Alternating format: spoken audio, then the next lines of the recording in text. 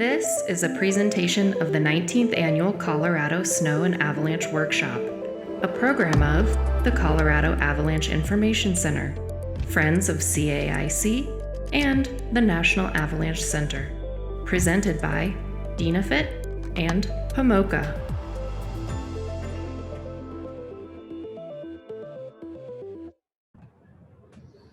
Hello, my name is Zach Miller, and I'm excited to get the opportunity to present today.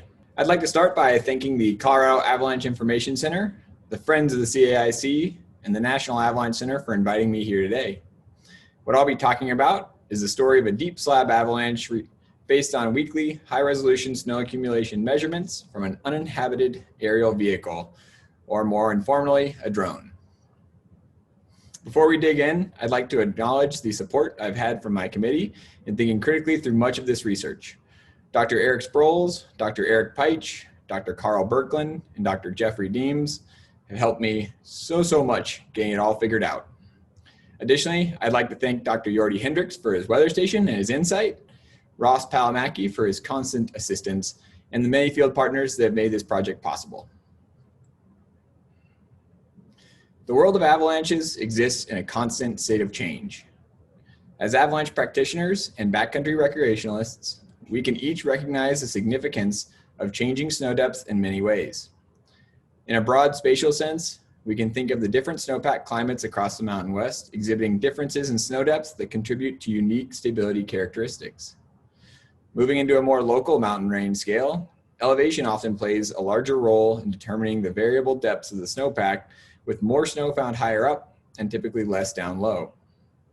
As we move into the individual mountain or drainage scale, thin snowpack locations often sustain higher temperature gradients and more pronounced weak layers, while deeper pockets typically foster more stability.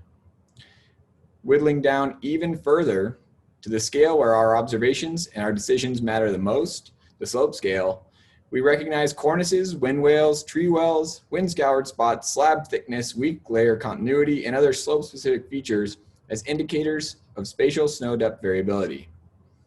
These observations are key for day-to-day success working and playing in this complex environment. We can then take each of these scales and its unique spatial variability distributions and continue to evolve it over time. Time is the ever-present master of variability in the mountain snowpack, where each specific snapshot in time exists in its own snow depth variability and has its own unique signature.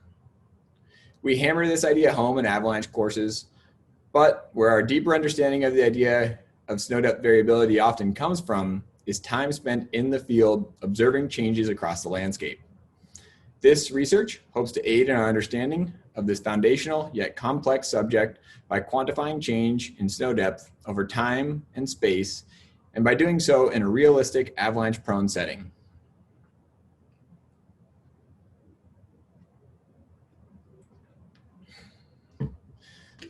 So why UAS and structure from motion photogrammetry? And I'll talk about the specifics of that term in a minute. The biggest thing is that UAS allow the collection of observations without exposing ourselves or other observers to hazard. We can fly them from a safe location into more dangerous avalanche terrain and successfully collect a variety of data. When collecting data, we can get a tremendous amount of spatially relevant data, and we can get it much faster than digging or probing, and we can get it at a much higher resolution than either of those traditional methods as well. Also, given the incredible growth in the use of these tools, it's relatively easy to learn. So getting into the basics of photogrammetry and structure from motion, the workflow utilizes, in a simple sense, overlapping imagery as seen in the flight pattern to the right of the screen. You take those and input them into specialized software that matches points, as illustrated by these colored dots in this image, that are the same locations in these colored dots in this image.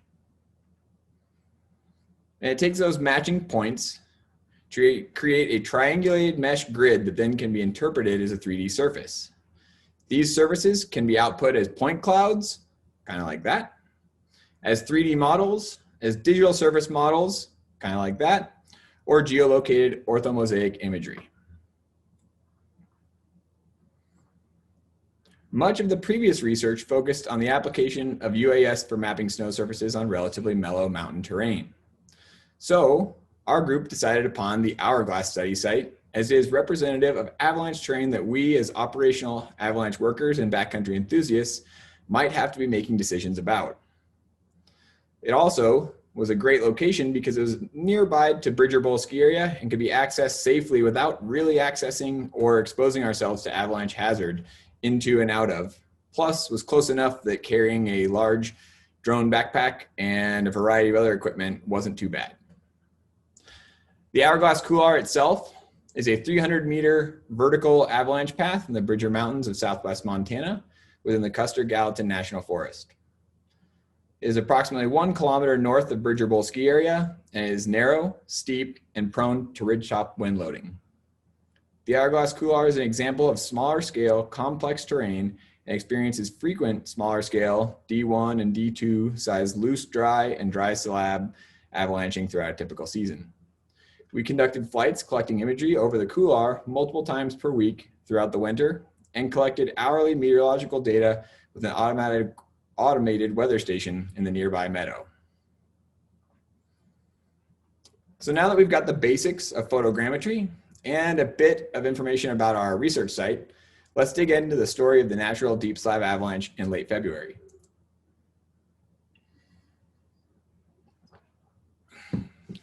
First of all, we're going to look at the meteorological data from the 2019-2020 season because weather data is often the backbone of most avalanches.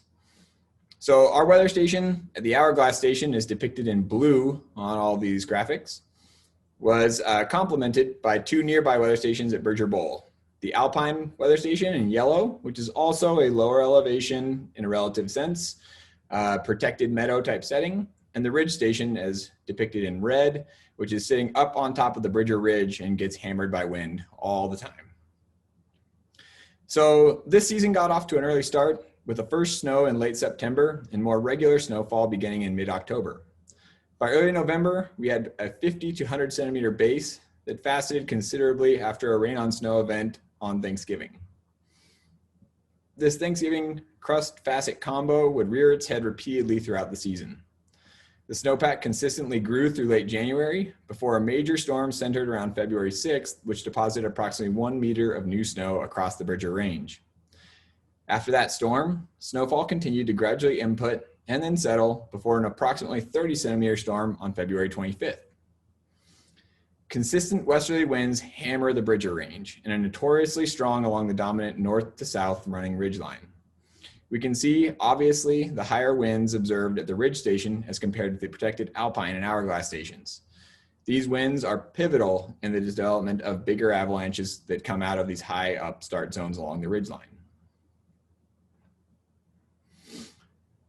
So taking a peek at how that meteorology actually affected the snowpack, we're going to look at some pit profiles collected from the adjacent area of the Hourglass Couloir throughout the season.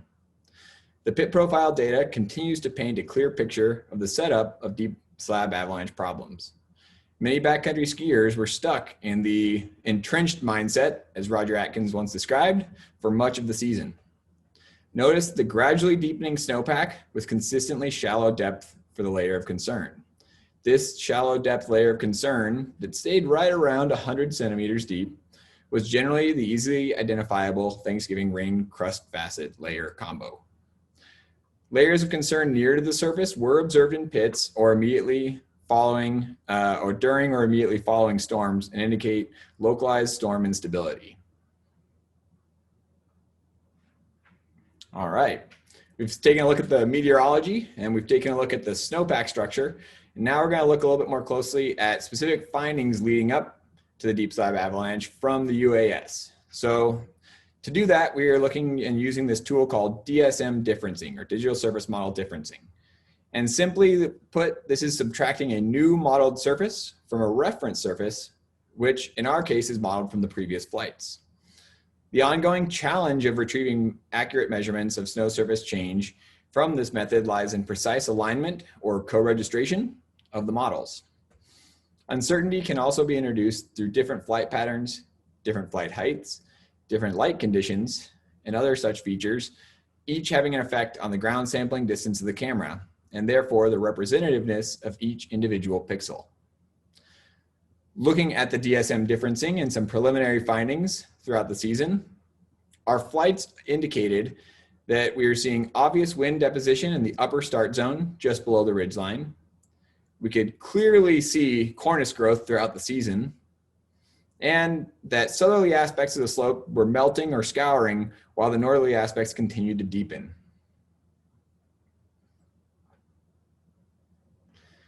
So all of this built up in a classic sense towards this February 26th, 2020 natural avalanche.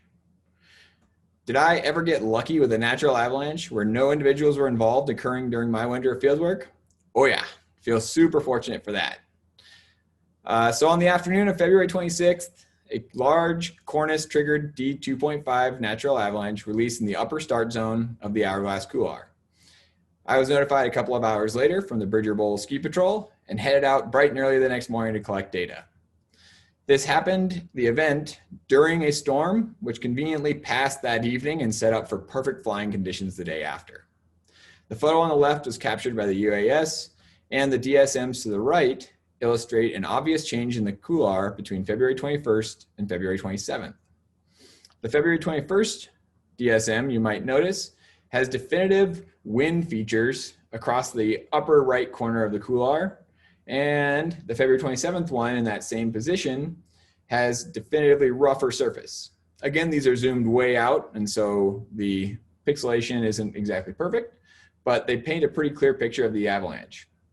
Additionally, you might notice ski tracks in both of the couloirs, both the Hourglass and the adjacent dogleg just to the south.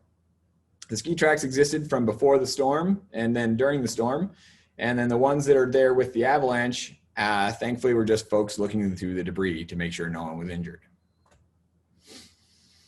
So the day after the flights, I was able to ski out and retrieve a crown profile from the avalanche to compare to the model data we had collected the day before. The profile was completed at the location in the crown where the red arrow points to. As the profile indicates, there were two notable failure planes. One where the initial failure occurred approximately 100 centimeters below the surface, and another where the bulk of the avalanche released, and additionally 50 centimeters below that previous surface. This is presumably the Thanksgiving crust facet combo, and at this higher altitude or elevation, we weren't seeing as definitive of a crust formed, but we still had that noticeable faceting from the warm layer coming in on top of a cooler layer below. When comparing it to our model digital surface model, I was pleasantly surprised to see that both the initial failure layer was measuring 99 centimeters from the surface, which is indicated by the little red box, and that the primary failure layer was measuring 53 centimeters below that in that blue box. Given the microspatial variability of snow depth, these results are really exciting to see for me, specifically because I could pinpoint where I knew I dug that pit and get the exact measurements right there. So we've now seen that we can take meteorological data and a season history and build it up and then be able to apply it to individual timestamps that we see in these modeled bits of data from UAS, but we still have work to do. So looking ahead with this project, the primary task is improving the co-registration techniques that I'm currently using.